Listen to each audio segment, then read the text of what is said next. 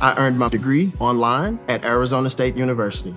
I chose to get my degree at ASU because I knew that I'd get a quality education, they were recognized for excellence, and that I would be prepared for the workforce upon graduating. To be associated with ASU, both as a student and alum, it makes me extremely proud, and having experienced the program, I know now that I'm set up for success.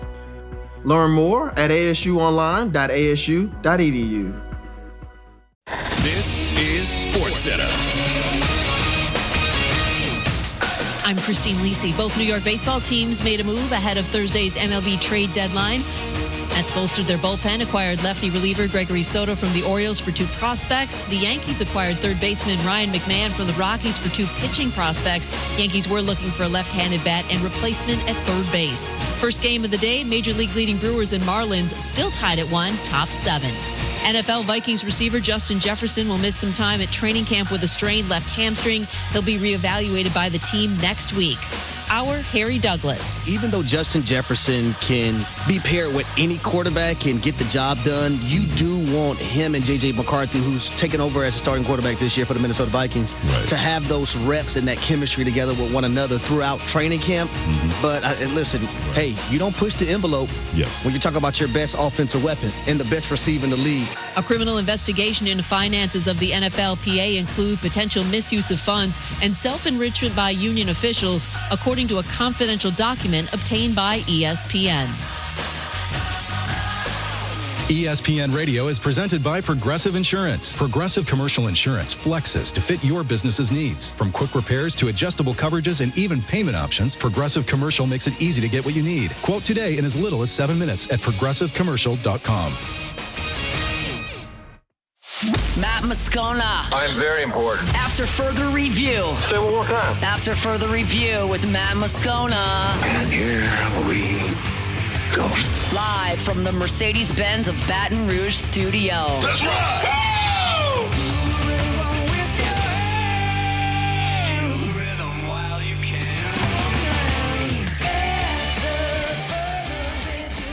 Off and running, hour number 3 after further review here on a Friday, presented by Don Juan Cigar Bar. Musso in for Moscona. Final hour of the week. Alondra Villarreal, Paul O'Neill, they're along for the ride, and we're fired up to have you along for the ride as well. If you're just getting off work, maybe hop in your car. Thank you for making us a part of your Friday and the start of your weekend. Day 3, Saints training camp. It is in the books. Big day for the quarterbacks as well. Really their best day so far, reading the tea leaves. Rod Walker, of course, New Orleans Advocate, Times-Picayune as well on Twitter at Rod Walker. Nola joins us now. Rod, we appreciate the time, man. How are you?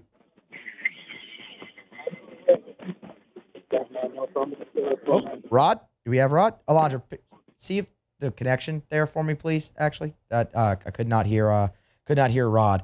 All right, we'll try to get connected with Rod so we can give us a little bit of the boots on the ground, but just some kind of overview, man. It looked like the quarterbacks really, really stood out. Jake Haener got his first go with the ones today, so you've seen each quarterback now get a day with the first team. Rattler went first, then Shuck, then Haener. Spencer Rattler looks like he's just been fantastic, obviously, so far through camp as well. A couple of vet days off got you to see some other guys as well. We have Rod now.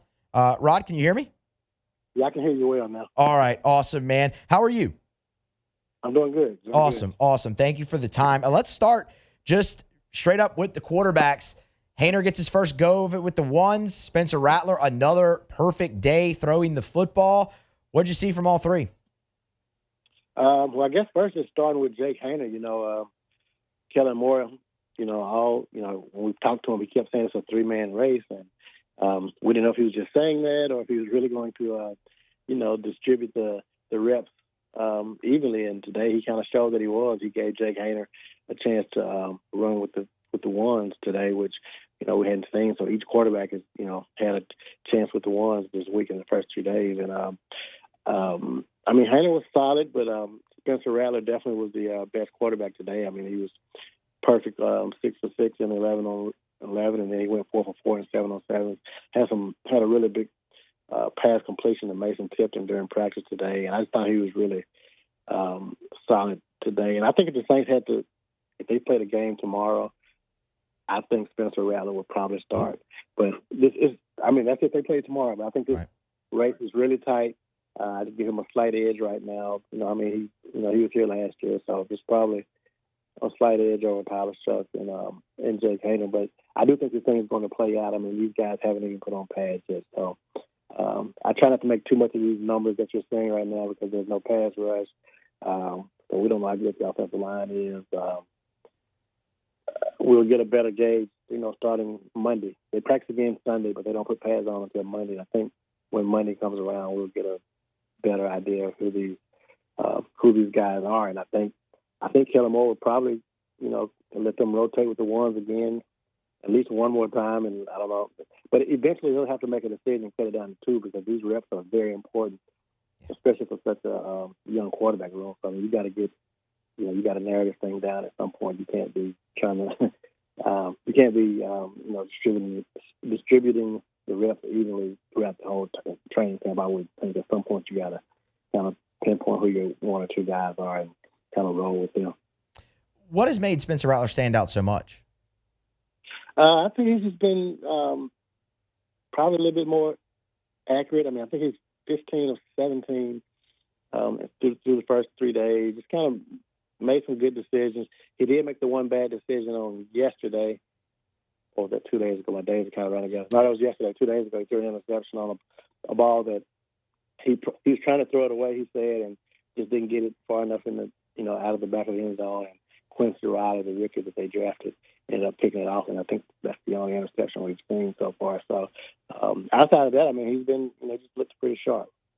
You can just tell he's made some improvements from last year, his decision making and everything. So I just think he's just been a little bit sharper than what we saw at times last year when he did get a chance to play. Let's talk tight end, Rod. So, I mean, obviously, look, you had Juwan Johnson out there, obviously running first team, but you've had, kind of a hodgepodge behind him. Michael Jacobson, Trayton Welsh. I mean, you've even had some Jack Stoll in there. Obviously, Noah Fant visits today. I want to get to that, but just with the tight ends they have out there available right now, what have you seen from that group? Well, Michael Jacobson made a couple of good plays today, but I mean, you look at that group. I was just actually before you called, I was just kind of going through that list of tight ends, and I don't think I overlooked anything. But other than Jack Stoll, he had 2 catches last year. They don't have anybody else on this roster who has a catch other than, I mean, obviously Juwan is back, but outside of Juwan, I mean, they're just really thin with Taysom and Foster Moreau both being injured. So, yeah, I mean, that to me, that's the weakest part of this offense, and I'd probably even go to far as say the weakest unit on the team. I mean, they just don't have a lot of depth there right now. Obviously, when Foster gets back and Taysom gets back, I mean, that makes things better. But, starting the season, I wouldn't expect either one of those guys to be ready when the season starts. So you're basically just going out with Juwan and a bunch of guys who don't have a whole lot of experience. So they need to look for some help there. And you mentioned Noah Fant coming in today, and I think he'd be a really good addition to this team because they're just so thin at tight end right now. Anything you can tell us about the Noah Fant visit and how it's been going potentially? No, I haven't heard anything other than, I mean, Kellen Moore did, confirm today that he would be there. And I think I actually saw him, but I'm not sure if that was him because it was from a distance. But, I did ask Juwan about that because Juwan was one of the players who talked today. And, he kind of raved about Noah Fant. He just knows that that's a guy that could definitely help this team. And I think, he welcomes them and hopes that he can, if he decides to sign, I mean, Juwan thinks he can be a really good addition to his team. I mean, Noah's a guy that, he's drafted in the first round. His career hadn't really taken off like people thought it would, but you look at his stats and you look at Juwan's stats, they're kind of very, very similar, which is just odd how close their stats are from last season. Those guys, 40, 50 catches and 500 yards or whatever it is. But he's a guy that, I mean, he'll be able to help. I mean, you saw last year when guys got hurt that the Saints were kind of thin. So just to be able to have another tight end on the roster who with some experience like that would do wonders for this offense. And I think Kellen Moore, he's a coach that definitely wants to involve his tight ends a lot. And they'll need it because when you look at those receivers, you got a bunch of, we kind of talk about how undersized they are with Chris Olave and Shaheed and Brandon Cook. So I think if you add a good tight end with some size that can, get those third and short situations for you and catch a pass, and that's what you need them. So I think if Noah Fant decides to come here, it'll be he'd be good for this team. But, he also visited the Bengals. So I think for him it's going to be a matter of, hey, do you want to go play for this team where you can get a lot of catches, a team that's probably not a Super Bowl contender in New Orleans, or do you want to go play with Joe Burrow and maybe not get as many catches but have probably a better chance of making the playoff run? So I don't know where he is in his career as far as what he wants to do, but to me that's what it kind of boils down to for him. A couple more for you, Rod. Your time very much appreciated. Rod Walker giving us a boots-on-the-ground report from Saints training camp. The Advocate, Times-Picayune. Of course, you can get him on Twitter at Rod Walker NOLA. How much should I make of Mason Tipton's big day? I thought it was impressive. I mean, but you look at last training camp, he played really well at training camp last year, and things didn't really go that well in the season for him. But I think he may make that leap from year one to year two. So I think he's a guy that can probably help that receiver room out. And we've kind of been saying, about Olave and Rashid and maybe Brandon Cooks, but they're still gonna need some other guys to step up. I mean, two guys I just mentioned, Olave and Rashid, I mean, they haven't been able to play a full season, so you definitely need some help behind them probably. I mean, knock on wood, maybe this is the year they can, stay healthy. But if Mason Tipton can keep stacking days like the ones he had today, I think it bodes well for him and his chances of being a contributor on this offense. And you look at the receiver room, I mean, I've been kind of thinking that, I kept thinking, okay, it's going to be Bub Means here. And, he had, and again, we're just 3 days in, no pads. So when the pads come on, different guys tend to step up and shine. So we'll see how that plays out. Last one for you. I've been really kind of focusing in as well on the running back position behind Alvin Kamara. Kamara gets the vet day off. So, I mean, you get a lot of guys work. And, man, I feel like we've kind of seen all of them so far, whether it's Cam Akers, whether it's Clyde, Devin Neal, Velus Jones. Like, they've kind of just all, Kendre Miller, they've all kind of taken their turn. What have you been able to make 3 days in? I get it, it's early, but of that position kind of behind Alvin Kamara, being able to see so many guys. Yeah, I mean, it tells you, just how, I mean, I feel like they're really deep at that position, but, I mean, that's, out of all the positions on offense, I think running back's probably the one the most where you really need to see them in the pads. And once we see that, we'll know. But, I mean, I think all those guys are going to get a fair shot. It's a really big year for Kendre Miller. I mean, it's kind of a make-or-break year for him, I feel like. I mean, they drafted him and really wanted him to be that guy. And you see it with him. I mean, when he plays, he pops and, he looks good. He looks the part. He runs hard. He has good vision, all those things. He just can't stay healthy. So if he can stay healthy, I mean, I think he's probably going to get the most reps behind Kamara. But, I mean, they signed Cam Akers for a reason. They drafted Devin Neal for a reason. And so, I mean, and they have a lot of them. I didn't even mention Clyde. I mean, Clyde has experience. So they have some options at running back. And there's going to be 2 or 3 good running backs that aren't going to make this team. He is Rod Walker, New Orleans Advocate, Times-Picayune, on Twitter at Rod Walker NOLA. We appreciate the time as always, Rod. Thank you. No problem. Thanks, man. Absolutely. All right, we're going to grab a break, come back on the other side. Jared Jones has officially signed his contract with the Pittsburgh Pirates, something that was very much expected, obviously. He sent out a nice thank you to LSU and Baton Rouge and Louisiana earlier today. I have some thoughts on Jared Jones that I'd like to go through. We'll do that next here on AFR. AFR is brought to you by the Watermark Hotel and the Renaissance Hotel, 2 beautiful hotel properties in Baton Rouge, the Watermark downtown, the Renaissance Southtown right there on Bluebonnet. And when it comes to hosting your event, both the Watermark and the Renaissance are perfect. The Watermark is a gorgeous, elegant spot in downtown Baton Rouge. That wedding reception, that smaller gathering, that meeting space, they can do it. They've kept so much of the history and tradition of that iconic building while modernizing it. The Gregory is a great restaurant inside of the Watermark as well. And then, of course, the Renaissance Hotel, Southtown, right there on Bluebonnet in Baton Rouge.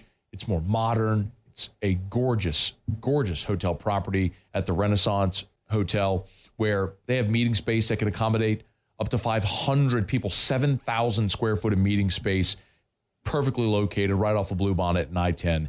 It's the Watermark and the Renaissance Hotels in Baton Rouge. After further review with Matt Moscona, presented by Don Juan Cigar Bar. Brought to you by Shawbills Tire and Auto Service, ShawbillsTire.com. 18 locations in South Louisiana. Find the location nearest you at ShawbillsTire.com. Bumper-to-bumper auto service and name brand tires at wholesale prices. They will always find a way to get you the best possible price for the best possible tires on the road. That's what they do at Shawbills. And when they get you in by selling you the best tires, the cheapest price possible, they're going to treat you like family, and they're going to treat you so good you're going to keep coming back year after year after year every time you need anything for your vehicle. Tires rotated, oil changed, check engine light on, brakes squeaking, whatever's wrong with your vehicle, bring it to Shawbills. Let them give it the once-over, and you can always schedule online, so it's convenient. ShawbillsTire.com. Find the location nearest you at ShawbillsTire.com. Shop tires online at ShawbillsTire.com. Be sure to ask about the Shawbills credit card as well, because you can save $50 off your first purchase when you use the Shawbills credit card only at Shawbills.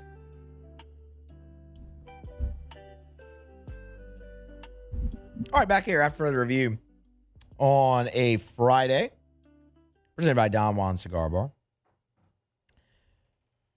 The deadline to sign for the MLB draft is July 28th. That's Monday.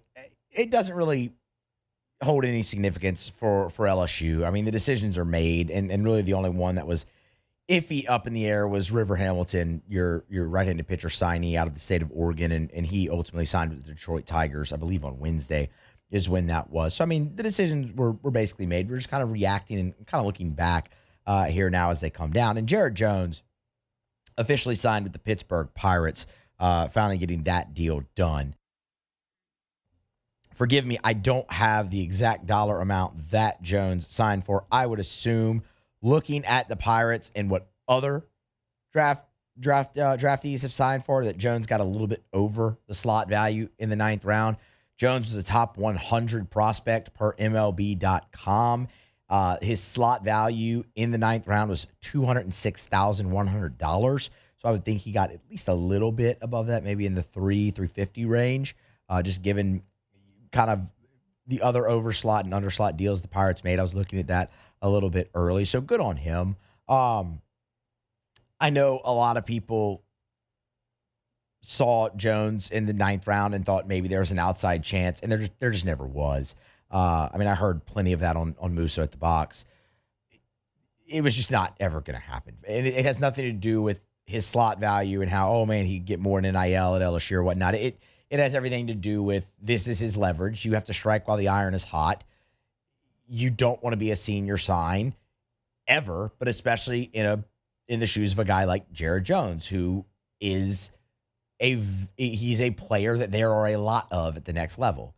A first baseman who's a power hitter who swings right-handed. They can go pick that guy off of a tree in Major League Baseball and just stick him over there. So you strike while the iron was hot, and that's why. And there wasn't, because he is that guy, there's just not much else he could have done to improve his draft stock anymore. So you strike while the iron is hot. You get your money when you can. You don't risk coming back and them offering you $17,000, take it or leave it. This is absolutely the right move. And Jared Jones, when you look back on his time at LSU, he is one of the greats. That's not arguable. Was he a perfect player? No. But you show me the first perfect baseball player, and I'll gladly shake your hand. They don't exist. It's a game of failure. It's really difficult. Jared Jones is one of the greats in LSU history. This is a guy who finished 3rd all time in home runs with 64. And when you do something like that as a prolific a program in hitting home runs as LSU is and has been, that is substantial. I don't care when the majority of those home runs came. If it was in the midweek, if it was in postseason, if it was in the regular season, I don't care. Jared Jones hitting massive home runs for LSU. And two of the biggest that he hit in his career came this year. The walk-off against Tennessee, that 3-run homer against UCLA in the College World Series to give you the lead. And then, oh, by the way, the game-tying home run against Arkansas in the deciding game to send LSU to the championship finals, which he also walked off later. He was already one of the greats, but the postseason accolades that he put forth, that he garnered, the moments that he gave LSU fans and that program this year cemented it. A career 300 hitter as well. Fell just short of 200 career RBI by 20. And a guy that consistently got better each of his 3 years.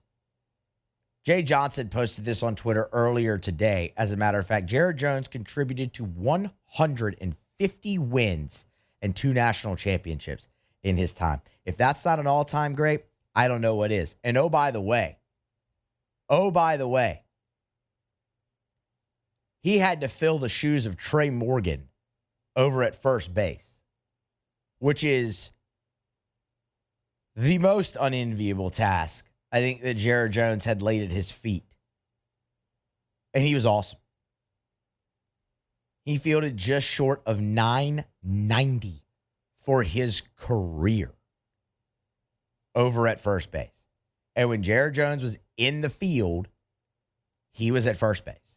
Other than that, he was a DH, and, I mean, what did he get, like 1 start in his career at third? We don't really need to bring that up, but what did he get, like 1 start in his career at third? Other than that, he was at first base, and he fielded just shy of 990 for his career. That is massive. So much so that his defense wasn't even a talking point when he was over at first. That was very much a question when Trey Morgan left, what you would do over there defensively. Jared Jones was awesome. He played the game the right way. He came up with huge hits. He was a big-time leader on a really good team.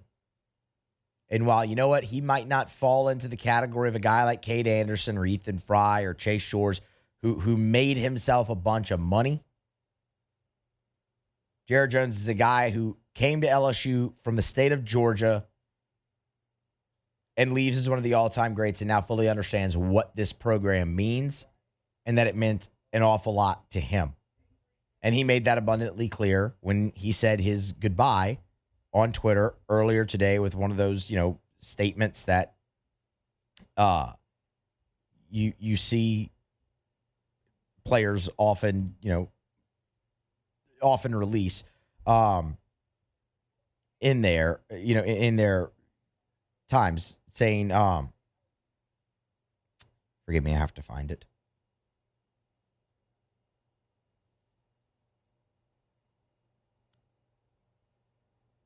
Oh, there it is. To the entire LSU coaching staff, thank you for allowing me the opportunity to be part of the LSU program and for shaping me into the man and the person and the player that I am today. Called Baton Rouge a second home. Did mention the rain delays as well. And here, this program has meant so much to me. I will not soon forget the moments and memories we shared together along the journey. It could not be more grateful for the time spent here. The thing we always talk about at LSU, right, is the program players. And a lot of those are guys like Josh Pearson, the Jordan twins. I mean, just go down the list. Anyone who came from Louisiana who understands what it means to wear that uniform and what baseball means to this community. It's a whole nother thing when those guys can come from out of state. And Jared Jones did that. And boy, his mark is left indelibly on this program for the rest of the time. And that was, again, just further cemented by the performance in the postseason. And he was an easy target for a lot of his time at LSU. And none of it was really ever fully deserved. And you know who you are.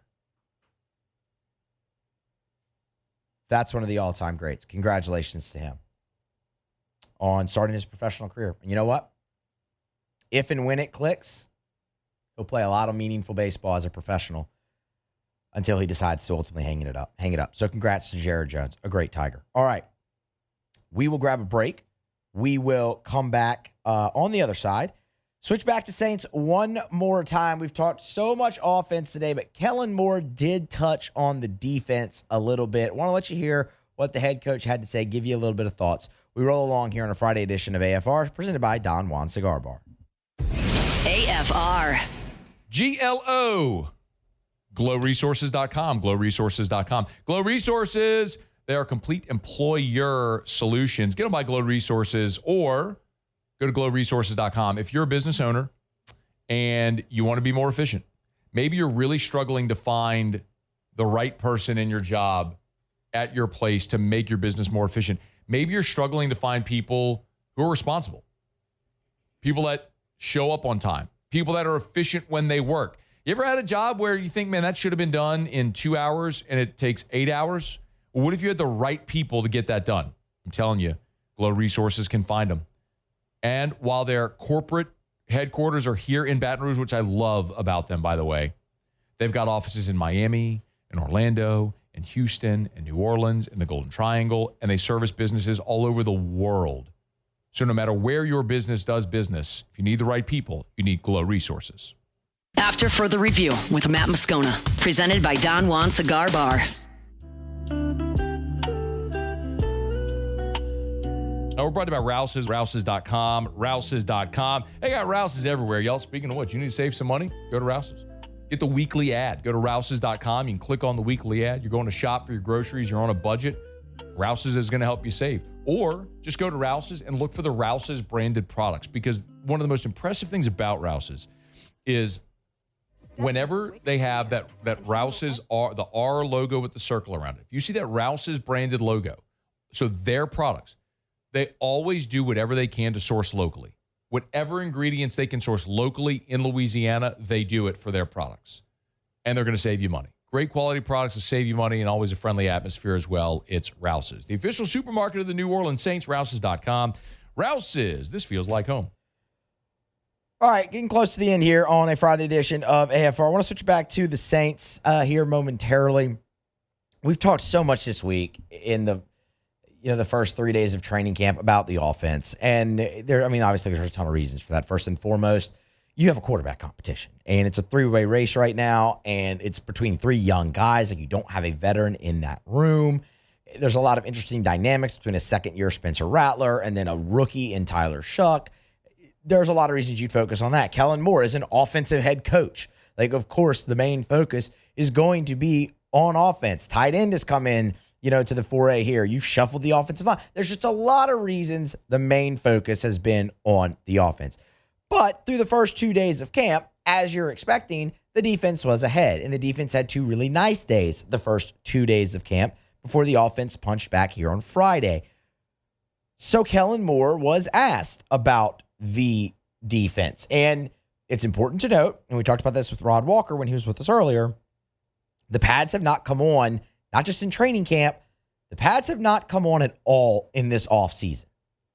And they won't until Monday. Saints practice again on Sunday, but the first full padded practice is Monday. And that's where you'll really, really be able to get a look at this defense and really even some of the offensive players as well. But Kellen Moore was asked Friday after practice how you evaluate a defense before the pads come on. You're not going to be able to get the ultimate physical evaluation. What you're going to get is the initial assignment. Are they responsibly sound? Do they have tremendous effort? The finish of every play, we certainly evaluate that part of this thing. And so are they finishing? Are they attacking the football, which is such a big part of the defense? Creating those habits that lead up to once you get the pads on, now the physicality ramps up and all those other things continue to rise. The other thing you've gotten, you heard him talk about being assignment correct, all those things, is you've gotten a lot of energy out of this defense, specifically centering around playing for Brandon Staley and his scheme. That is an overwhelming positive here early on in camp. Because look, the Saints have to get back to their ways on defense. Brandon Staley is a guy that can absolutely do that for you. You saw when Dennis Allen is the head coach, and for the first, really couple years, is fine defensively. A year ago, it faltered. You weren't great on defense. You weren't horrible, but you weren't great. Brandon Staley can help you get back to great. But, excuse me, but the energy around Staley, around the defensive scheme, that's been an overwhelming positive as well as assignment correct. And look, you've seen them make some plays. Quincy Riley had the interception of Spencer Rattler and things of that nature.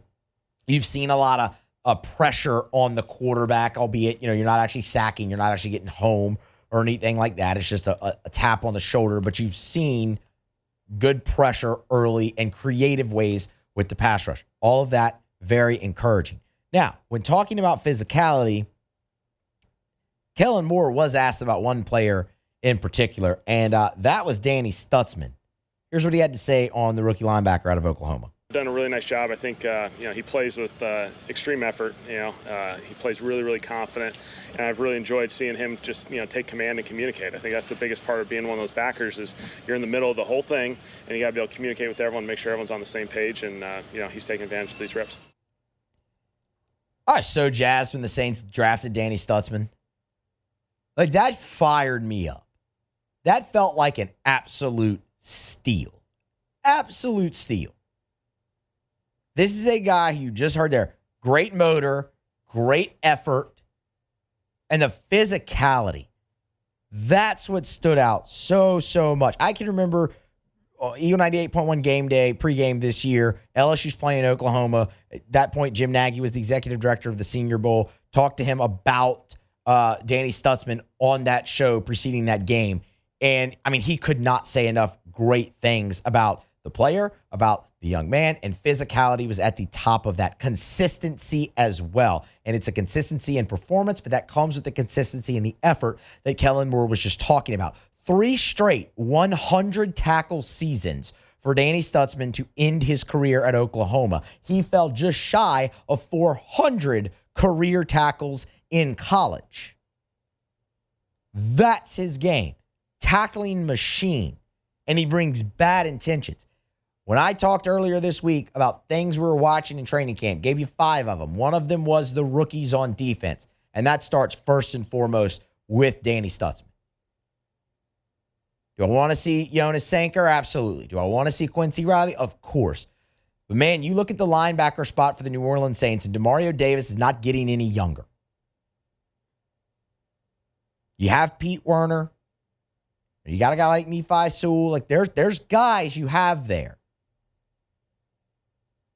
But Danny Stutzman, I fully expect him to make this team. And I fully expect him to have a role on the Saints defense. You need to sub out, a guy like Demario Davis or Pete Werner. God forbid you have an injury there or whatnot. Danny Stutzman could be ready to step in there as a rookie. He's just a very mature, very smart, cerebral guy, and he's all over the field. We talk about the tackle prospect. How about 36 TFLs in his career at Oklahoma? This is a guy that I just look at and go, man, let him go out there, let him see ball, let him hit ball, and you'll love the results. And then, of course, a guy like Quincy Riley, who you need to really emerge here. Cornerback's not a position where the Saints feel great. You have Kool-Aid McKinstry going to lock down one of those spots. Who's going to be opposite him? Isaac Yadam's back. Quincy Riley is a guy you drafted to do so. He's a guy with great ball skills. Can he lock that down? And then, of course, we talked about Jonas Sanker plenty this week. He's got a golden opportunity to earn meaningful starting reps as a rookie now that Tyrann Mathieu retired. We'll see what happens with Julian Blackmon.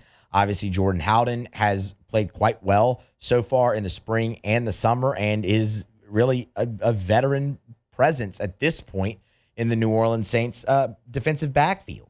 When you look at everything you have outside of Justin Reed, Jordan Howden's the most veteran guy. He's been in the league three years, I believe, and at times showed flashes and has had a great offseason and a great mini camp, and now training camp start to it. He's been running with the first team all 3 days, up to this point. But there is what I feel. Look, I'm not going to sit here and tell you a bill of goods and tell you the Saints defense is young. They aren't. Cam Jordan is old. Devon Gottschall is a older veteran player that you brought in. Justin Reed is an older veteran player. But you are definitely younger than you were. And that does give me a little bit of excitement with that unit improving on what they did a year ago. When you have guys now like Brian Brzee, like Kool-Aid McKinstry, potentially Quincy Riley there on the outside for you. Chase Young is still in his mid-20s. And then you potentially have a guy like Jordan Howden or Jonas Sanker back there as well. Julian Blackmon even is 26 years old. You have gotten younger. And now what I think you have, if you're the New Orleans Saints, is a much better mix on the defensive side of old and young. And that you can do something with. That you have an opportunity. How many games is it going to win you? I don't know. But remember, what we've talked about with the Saints is you're not looking for expectation this year. You're not looking for them to actually go out there and win games. You're looking for signs that things are turning a corner, that the franchise is moving back in the right direction under Kellen Moore in his first season. Because who knows? Maybe he wasn't your first choice, Kellen Moore, but maybe you ended up hiring the next great NFL coach. If this thing starts heading in the right direction at times in 2025, that's a great step to hopefully showing that, yes, you did, in fact, do that. We'll get a much better feel for everything starting Monday when the pads come on in training camp, and then obviously throughout the preseason games and the rest of camp. But the defensive rookies remain something that I'm just fired up to see. And I will be locked into that on Monday to see how they perform now when they get into full pads. All right, we'll grab a break. We will come back on the other side. We will close out Friday, close out the week here on AFR. Get your questions in for Ask Us. You can ask us anything you would like by Ford YouTube chat or tweet me at Musso Matthew. We'll kick around some of those. And we'll close out the week with something fun here on AFR. Stay tuned. AFR. If you are thinking about selling your home, maybe you've been on the fence, you've looked at rates and everything, like if you do sell, can you afford to buy the next home? Listen, the market right now is en fuego. I was talking to Darren James over the weekend, and he was like, Matt, the start of 2025 is the best start we've ever had. I'm telling you, consumer confidence is back. It is time right now to check out Darren James. Agent225.com, agent225.com. Yes, in Baton Rouge, but all over. Like, I just opened this one up. This is a 2-bedroom, 2-bathroom condo in Slidell that Darren's selling right on the water there on Harbor Drive. You can check it out, 129. You can check it out right now at agent225.com, agent225.com. Listen, buying, selling, commercial, residential, you need a realtor, you need the best, you need Darren James. 335-7666 or agent225.com. Think real estate, think Darren James. After further review with Matt Moscona, presented by Don Juan Cigar Bar.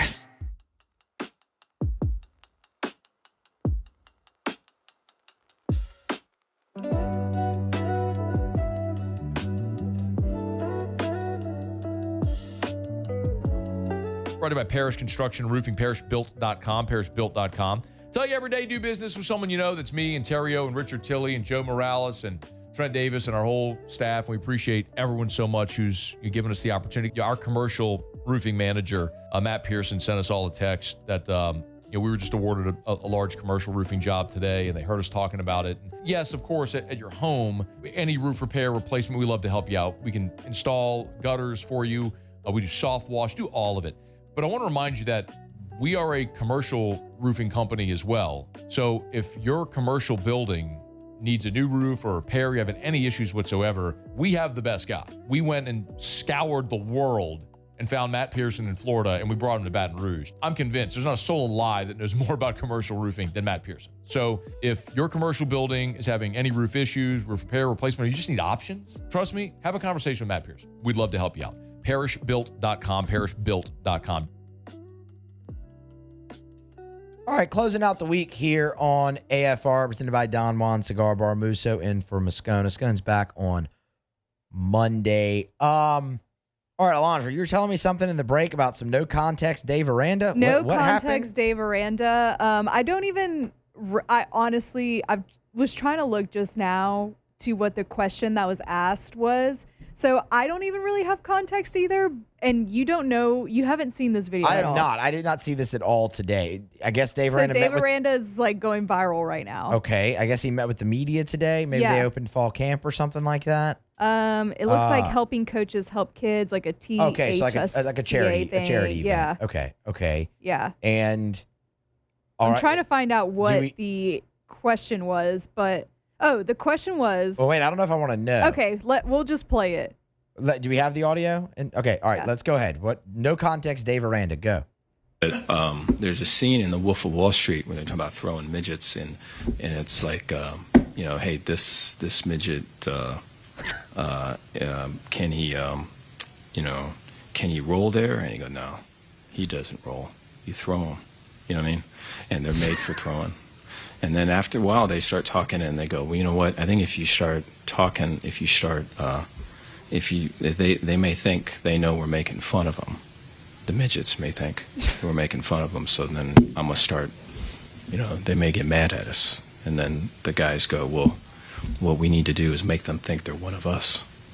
And they go, one of us. And I think that's the thing with coaching, call it recruiting, is it's that way.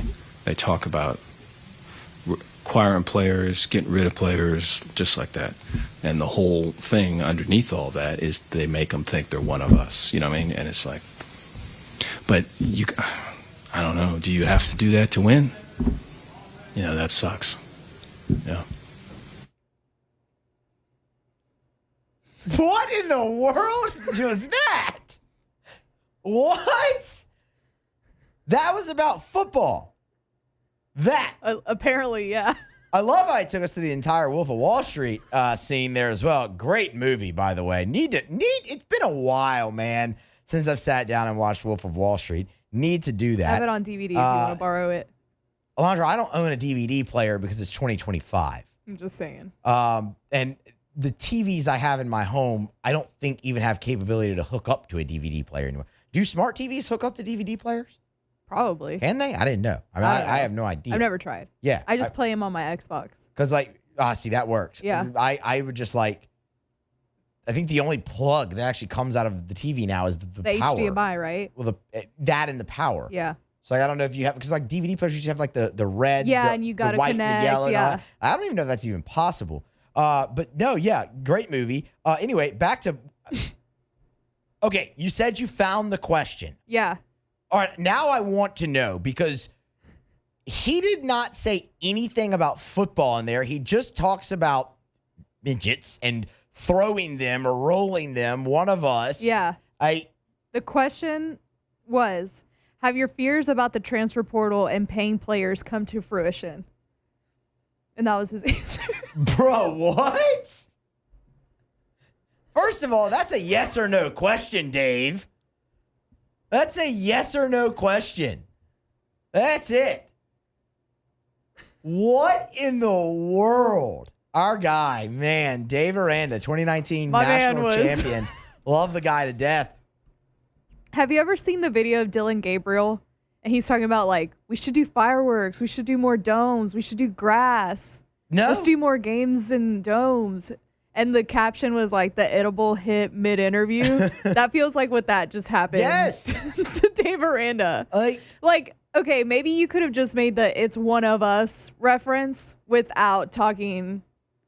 I don't think you had to give that much context to it. I don't think you had to go that far into the movie to do the one of us analogy. You did not. And also at the end, he said, so he's like, it sucks. Wait, what sucks? I'm so That they were treated that way in Wolf of Wall Street, or the port? Like, what's? I'm so confused. Oh, what in the? Wait, Paul, I'm about to send you the Dylan Gabriel one. What in the world? The Dylan Gabriel one is possibly one of my favorite videos ever because the way he answers the questions is really funny. All right, Dave Aranda. Yeah. Sure, man. I mean, look, do you? I'm not here to judge. You might have some advocacy groups coming after you a little bit there for some of the language. I love that he didn't care. Yeah, I love that too, actually. I think that's great. Paul has the Dylan Gabriel one. Yeah, let me hear Dylan Gabriel. Because this is so good. I can't believe you haven't seen it. Could you just fill in the blank? We will beat Ohio State if we do. Be at our best. What's your best look like? Competitive, making plays, being good in situational football. Not for the coach talk, but it's just the reality of the situation. But we love the Rose Bowl. We love warm weather. I think we should play more football on nice grass instead of the artificial stuff. And the more sun, the better. Why do we do it to ourselves? Like, do fans want to sit in the snow and the rain? And he's got a point. Let's just make arenas. Let's make domes. Let's do grass. Let's do more fireworks at games. Yeah. Let's do that. Okay, all right. So first, and then she goes on to say, like, oh, so I guess you want to play every game in Hawaii, and he's like, wouldn't that be unreal? I'm gonna tell you, I actually think that's the first time I've ever heard Dylan Gabriel speak. That's not what I remembered him sounding like. So that might be the first time I've ever even actually heard him talk. He's got a point though. Why do we sit out in the snow and the rain and all that junk? That's stupid. Why do we do it to ourselves? And the Rose Bowl's beautiful. They have it's the best grass in college football. They grow it off-site, bring it in. It's painted up perfectly. I love the aesthetic of the Rose Bowl. It's the best. Like, yes, absolutely, all of that. All right. Man. More fireworks. What an ending to this show. Dave Aranda and Dylan Gabriel, thank you for your contributions. Alondra, thank you for hanging out. Paul, thank you. Thank you to Adam Rittenberg, to Rod Walker, and thank you to all of you. That wraps us up for the week. Matt's back on Monday. We'll see you then. AFR. Brought to you by Relief Windows and ReliefWindows.com. You know, when we talk about Relief Windows every day, I always say windows, doors, siding. And now shutters as well. They do your indoor shutters. Same thing as the windows. Custom made, measured to fit your windows, custom fit for your windows, lifetime warranty on your windows, your shutters.